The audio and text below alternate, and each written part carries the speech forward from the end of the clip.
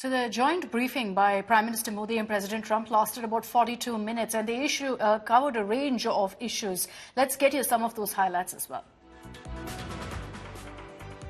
के लोग तो 2020 की आपकी यात्रा को आज भी याद करते हैं और उम्मीद करते हैं कि राष्ट्रपति ट्रंप एक बार फिर उनके पास आएंगे।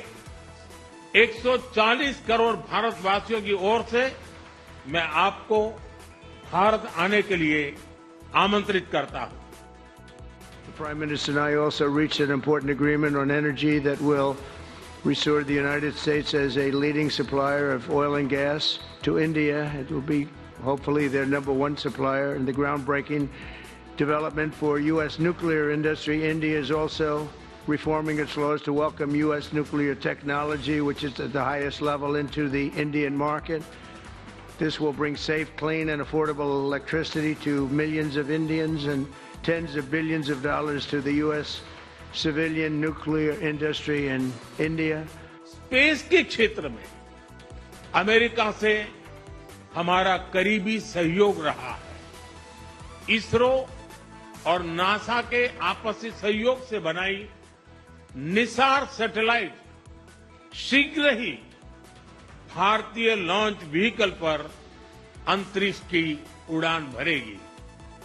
Artificial intelligence, a very complex subject, but it seems to be where people want to be and they want to go, and we're leading right now by a lot, but other people will try to catch us. I don't know if they're going to be able to. We're going to make it available. We're going to make tremendous amounts of electricity available.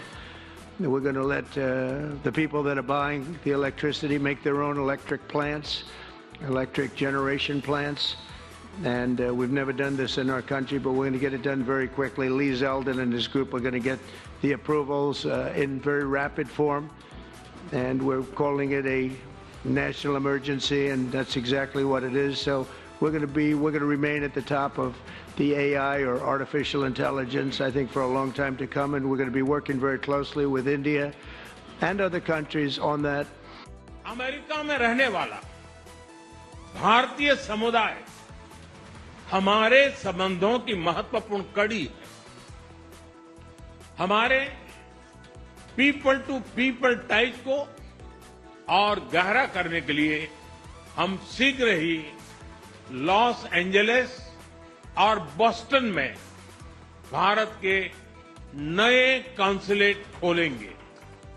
हमने America की university और शिक्षा संस्थानों को भारत में offshore campus खोलने के लिए निमंत्रण दिया है। राष्ट्रपति ट्रंप आपकी मित्रता और भारत के लिए दृढ़ प्रतिबद्धता के लिए मैं आपका आभार व्यक्त करता हूं।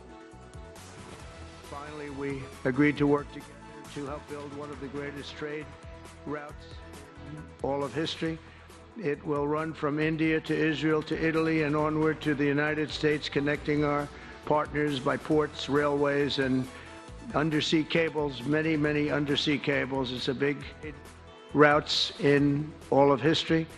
It will run from India to Israel to Italy and onward to the United States, connecting our partners by ports, railways, and undersea cables, many, many undersea cables. It's a big development. It's a lot of money going to be spent, and we've already spent some, but we're going to be spending a lot more in order to stay advanced and stay the leader. I'm pleased to report that with today's announcements, the friendship between the United States and India is the strongest I believe it's ever been. I think our relationship is the best it's ever been between two leaders of the two countries. And in the joint press briefing, India today also raised questions to US President Trump on China and on the Khalistan issue. Listen in. President Trump, how are you going to fight China if you're going to be tough with India on trade? How are you going to beat China then? We're in very good shape to beat anybody we want, but we're not looking to beat anybody. We're looking to do a really good job. We've done a fantastic job for the American people. We had a great 4 years, and we were interrupted by Terrible administration, absolutely terrible. They didn't know what they were doing, and now we're putting it back together, and I think it's going to end up being much stronger than it was before, even much stronger than it was before. Okay, Geeta Mohan from India Today, sir. The question is about the fact that you've decided to extradite Tahawwur Rana. Thank you so much. India has been waiting to have him back in India to bring him to justice. But there are many other elements in the United States of America, particularly Khalistani separatists who've been working against Indian interests. How is the United States of America going to cooperate on that front with India? There have been allegations that have been leveled against Indian agencies by the Biden administration. Are you going to relook that with Tulsi Gabbard as DNI now? Well, I don't think India had a very good relationship with the Biden administration. They wouldn't sell them oil and gas, which is rather hard to believe because, it's a good thing to do. And a lot of things happened that weren't very appropriate, I thought, between India and the administration, the Biden administration. But as you said, we're giving a very violent man, it seems to me. I mean, I don't know that he's been convicted yet or will be, but let's assume he's a pretty violent person. We're giving him back to India immediately. And there are more to follow because we have quite a few requests. So we work with India on crime, and we want to make it good for India, and it's very important. So that kind of a relationship is very important to us. And soon after this press briefing, there was also a detailed debrief by the MEA in which India Today's Geeta Mohan asked particularly on the Tahawwur Rana extradition details. President Trump on extradition said that Tahawwur Rana will be extradited, but there are more to follow because there are many requests from India. Could you just tell us what are the requests from India? Are there any more names that you've given to the Americans? Yes, there are other requests as well. I won't go into the names immediately, but there are other requests that are registered with the U.S. authorities. Okay, let's talk about the big takeaways as far as defense goes in the India-US bilateral. US President Donald Trump, in perhaps the biggest headline, has offered to supply India with the F-35 Lightning II fighter jet. This is a fifth-generation stealth fighter renowned for its ability to operate undetected at supersonic speeds. Trump said that US will increase military supplies to India and will eventually sell F-35 fighters. However, it is a proposal from the Trump administration, and India will have the final call on the deal. The F-35, of course, can be a game changer for air superiority with its advanced capabilities. These fighter jets are one of the most lethal, survivable and connected stealth fighters. The Prime Minister and I are announcing a framework to strengthen those ties even further economically, and the U.S.-India Compact for the 21st century is a historic initiative that will deepen every aspect of our partnership and our friendship. Starting this year, we'll be increasing military sales to India by many billions of dollars. We're also paving the way to ultimately provide India with the F-35 stealth fighters. In 2017, my administration revived and reinvigorated the Quad security partnership. In our meeting today, the Prime Minister and I reaffirmed that strong cooperation among the United States, India, Australia, and Japan. And it's crucial, really, to maintaining peace and prosperity, tranquility, even in the Indo-Pacific. In addition, the United States and India will be working together like never before to confront the threat of radical Islamic terrorism, a threat all over the world, actually.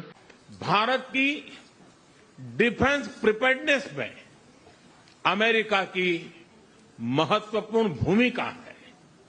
Strategic और trusted partner के नाते हम joint development, joint production और transfer of technology की दिशा में सक्रिय रूप से आगे बढ़ रहे हैं। आने वाले समय में भी नई टेक्नोलॉजी और इक्विपमेंट हमारी क्षमता बढ़ाएंगे। हमने autonomous systems industry alliance launch करने का निर्णय लिया है। अगले दशक के लिए डिफेंस कोऑपरेशन फ्रेमवर्क बनाया जाएगा। डिफेंस इंटरऑपरेबिलिटी, लॉजिस्टिक्स, रिपेयर और मेंटेनेंस भी इसके मुख्य भाग होंगे। Look, there is a process by which platforms are acquired. You are well aware of that process. There is, in most cases, a request for proposals that is floated. There are responses to those.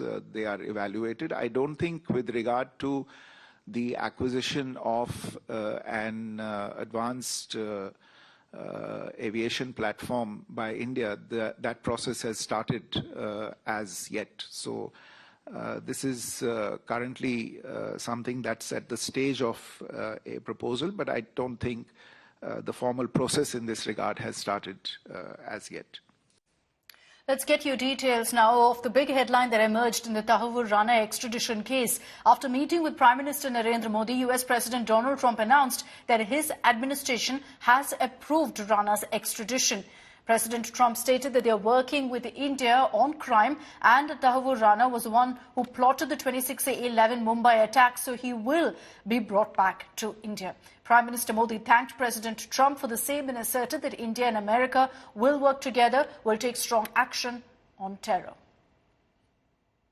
Today, I'm pleased to announce that my administration has approved the extradition of one of the plotters and one of the very evil people of the world, and having to do with the horrific 2008 Mumbai terrorist attack, to face justice in India. So he's going to be going back to India to face justice. आतंकवाद के खिलाफ लड़ाई में भारत और America दृढ़ता से साथ खड़े रहे हैं। हम सहमत हैं कि सीमा पार आतंकवाद के उन्मूलन के लिए ठोस कार्रवाई आवश्यक है और मैं राष्ट्रपति जी का आभारी हूं। उन्होंने 2008 के जिसने भारत में नरसंहार किया था, उस मुजरिम को अब भारत के हवाले करने का निर्णय किया है। भारत की अदालतें उचित कार्यवाही करेंगी। Well, I don't think India had a very good relationship with the Biden administration. Biden, they wouldn't sell them oil and gas, which is rather hard to believe because, you know, it's a good thing to do.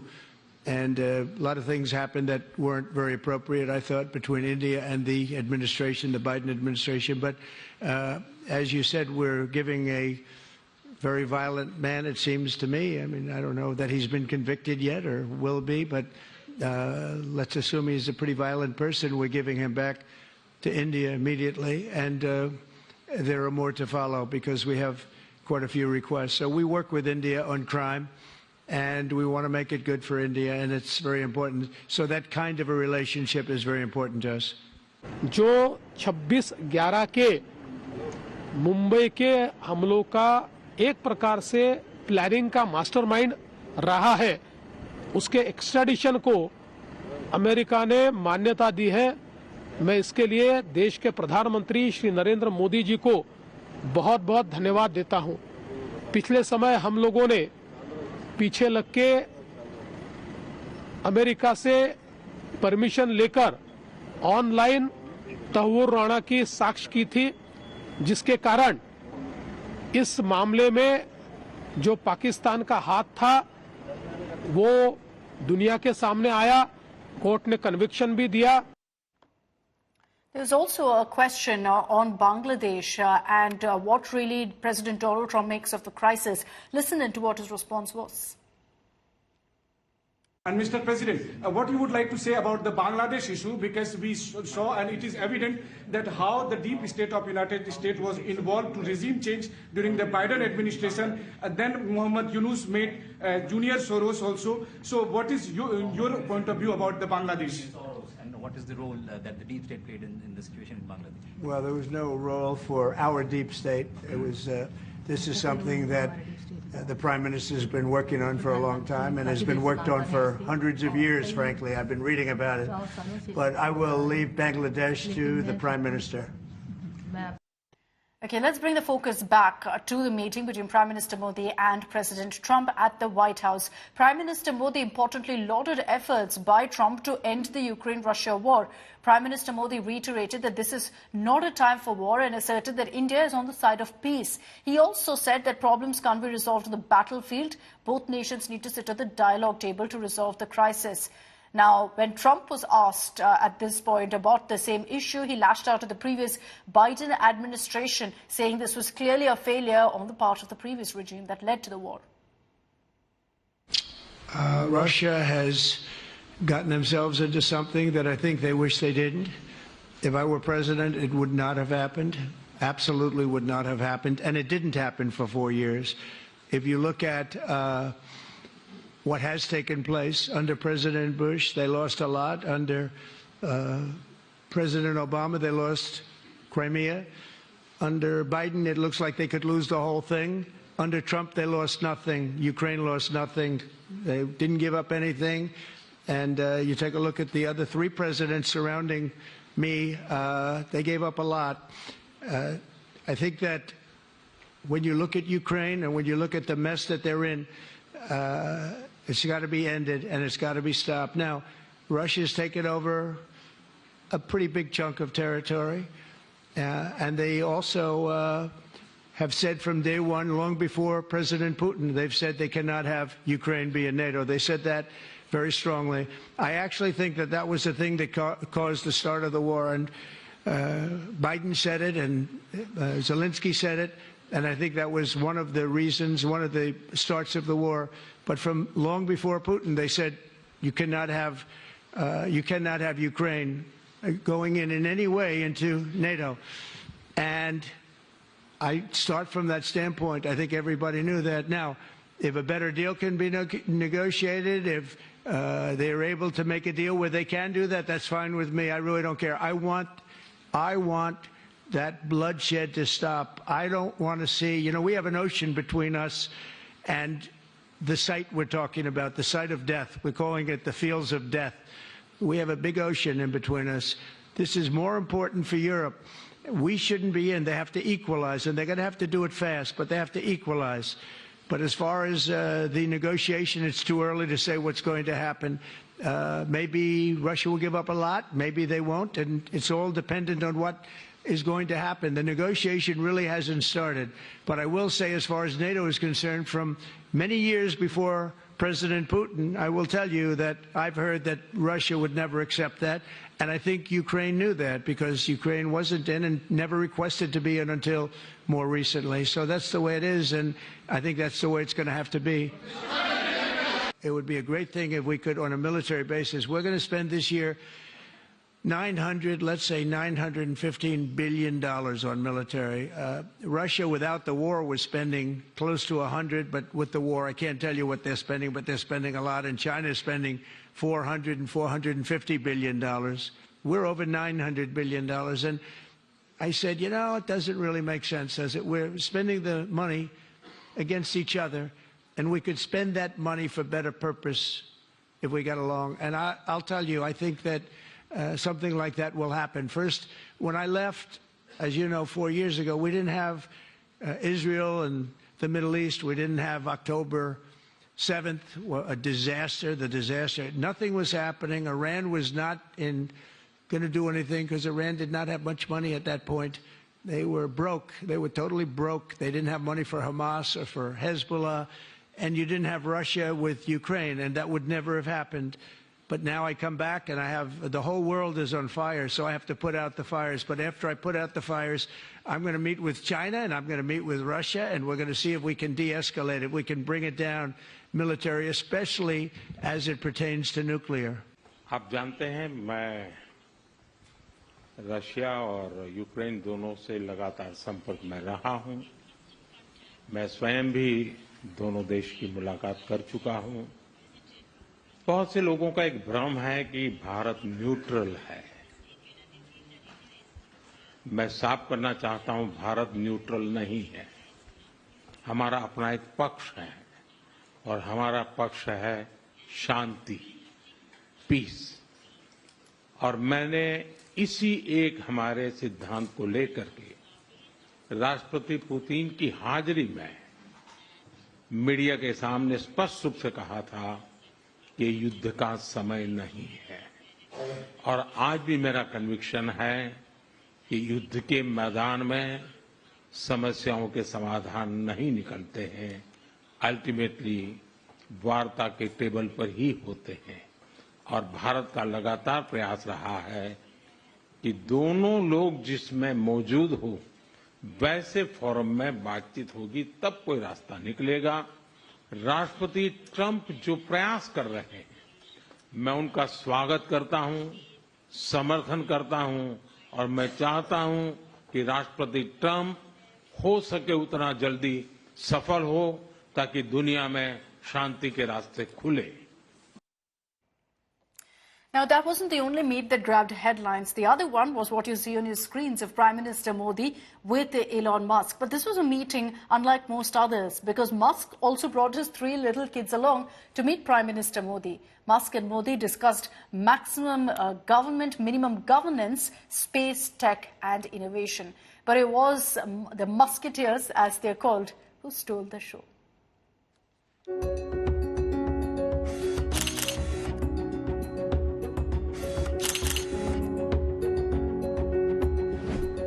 Donald Trump's first buddy meeting Donald Trump's friend.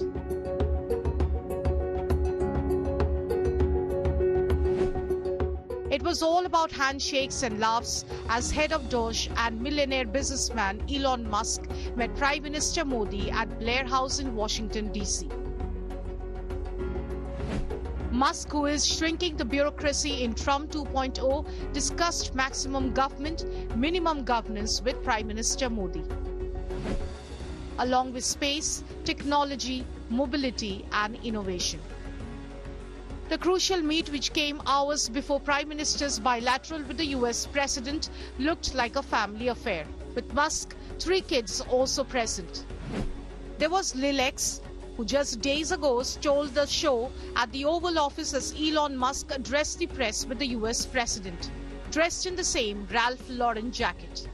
He was accompanied by his step-siblings, 4-year-old twins Azure and Strider. Lil X and Azure appeared at ease as they sat on the floor with their books, with Musk and Modi looking on lovingly. The Prime Minister also had some gifts for the children and took to X to say that it was a delight to meet Musk family. Elon Musk के लिए पूछा है। देखिए, मेरा उनका बहुत पुराना परिचय रहा है। मैं प्रधानमंत्री भी नहीं था, जब मैं मुख्यमंत्री था तब से मेरा उनका परिचय है। और आज वो एक पूरे परिवार के साथ, बच्चों के साथ मिलने के लिए आए थे और स्वाभाविक है कि एक पारिवारिक वातावरण में उनके साथ मेरी गपगोष्ठी हुई है। जहां तक डील का सवाल है, आपने जो प्रश्न पूछा है, मैं समझता हूं पूरी दुनिया में डील शब्द का कॉपीराइट एक ही व्यक्ति का है और उस व्यक्ति का नाम है Trump. The twins' mother, Siobhan Zilis, was also at the meet. Siobhan is a Canadian technology executive and venture capitalist. She has served as a project director at Tesla, working on the autopilot product and chip design team. She currently holds the position of Director of Operations and Special Projects at Neuralink, a neurotechnology company co-founded by Musk. Elon Musk also presented a memento to Prime Minister Modi, likely a Starship heat shield tile. The meeting reportedly focused on key topics such as Tesla's plans for India, the rollout of Starlink satellite internet services, and advancements in artificial intelligence policy. The Musk Parivar walked out of the meet playfully, with a thumbs up from Musk, summing up the interaction with the Prime Minister. With Geeta Mohan in Washington, D.C., Bureau Report, India Today.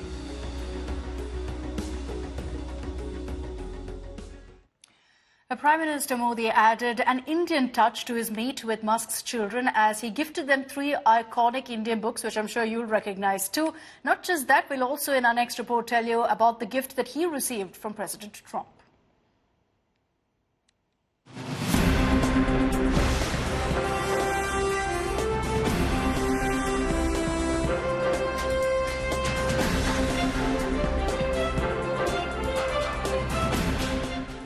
Mr. Modi's second-day historic visit to America was packed with big bag meets. But it's the gifts exchanged and the thoughtfulness of each of them that has got everyone talking. First, let's talk about Prime Minister Modi's headline-grabbing meet with President Trump. Prime Minister Modi arrived at the White House to a warm hug and handshake from President Trump. And this gift, Our Journey Together, a photo book that features snapshots of Trump and Prime Minister Modi's friendship and also images of Trump's visit to the Taj Mahal. President Trump signed the book, Mr. Prime Minister, You Are Great. So this is for you. Say something. You are great. So you can say you are great. Thank you. Thank you.